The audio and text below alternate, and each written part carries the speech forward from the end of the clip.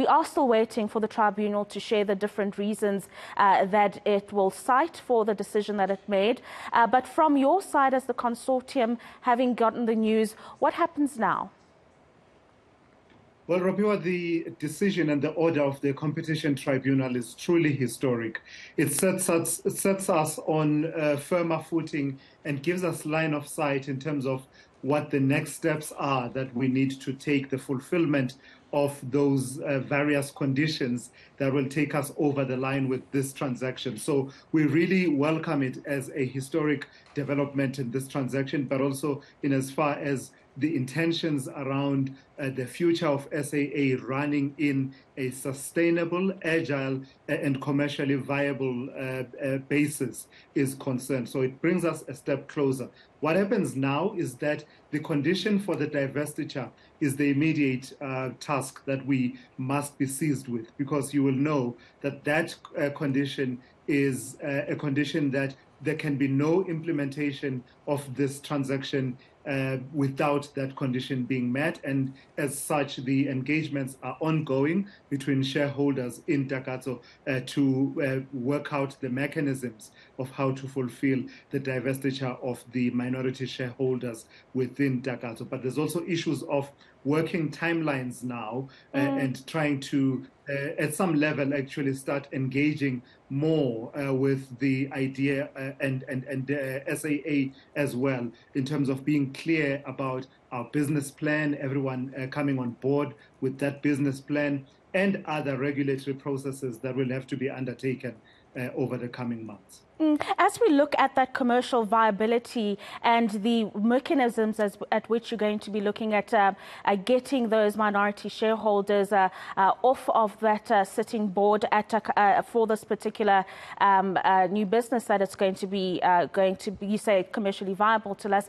I'm wondering about the financing of this particular deal and the tranches under which the monies will come in for that commercial viability. Are those some of the conversations that you are having with the board at the moment, well, as the board and the different shareholders when it comes to the operations at SAA going forward after all of the different fulfillments have been made? So, Ropiwa, from our side, we're quite clear about what the financing obligations and commitments are, and funding commitments are. There are two separate commitments that we talk to, and both of them amount to 3 billion rand. The first one is 3 billion rand, which is equity injection from our side as Takatso. That is something that is a condition precedent, and similar to what I said about the divestiture, there can be no point where we are implementing this transaction without us having fulfilled that.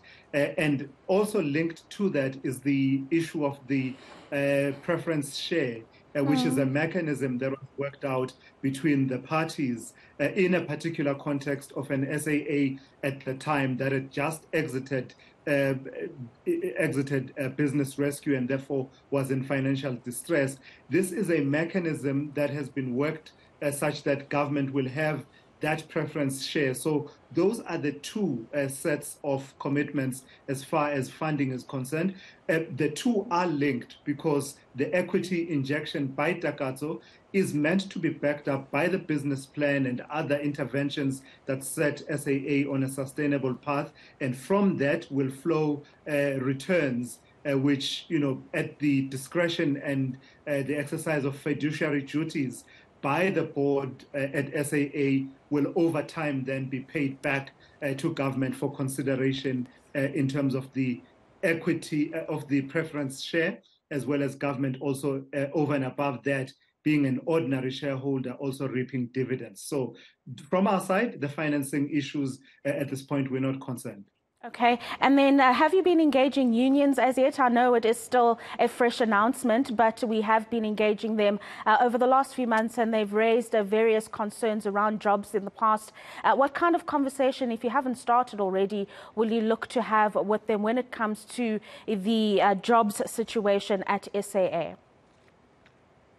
So, as a matter of course and as a matter of law, the unions are entitled to participate at the processes such as the Competition Tribunal They didn't have to really apply to be members, to be people who participate there. And the trade unions did participate. Certainly the South African Cabin Crew Association participated at those hearings, raised what issues they wanted to raise. But in the end, Ropiwa, the issue of employment, if we frame it properly, it is within what, in terms of our competition law, would be considered substantial public interest considerations of a merger. So if a merger is going to lead to retrenchments, that would be a matter of concern. But as we sit here now, from the Competition Commission, there was a recommendation that there should be no merger-related retrenchments for a period of 5 years from the date of implementation of this transaction. It's a condition we did not oppose at the tribunal and has therefore become a condition of this merger. And in addition, if I can quickly mention, I see that the tribunal has also sort of added a bit more detail that talks to those employees who were affected by retrenchments at SAA late 2019 into 2021, basically saying that over a period of 24 months from the date of implementation, those employees should, when their skills match any new vacancies at SAA, should be considered for prioritization. So I think on that front, we're quite comfortable that we have found one another. Thank you very much for that. I was hoping to get a question in around interest from other potential people or stakeholders looking to buy out the minority shareholders, but I suppose we'll have that part of the conversation at a later stage. It is Thulasizwe Simelane, who's a Takatso consortium spokesperson, breaking down the details of what comes next now that the Competition Tribunal has given a thumbs up to that particular deal.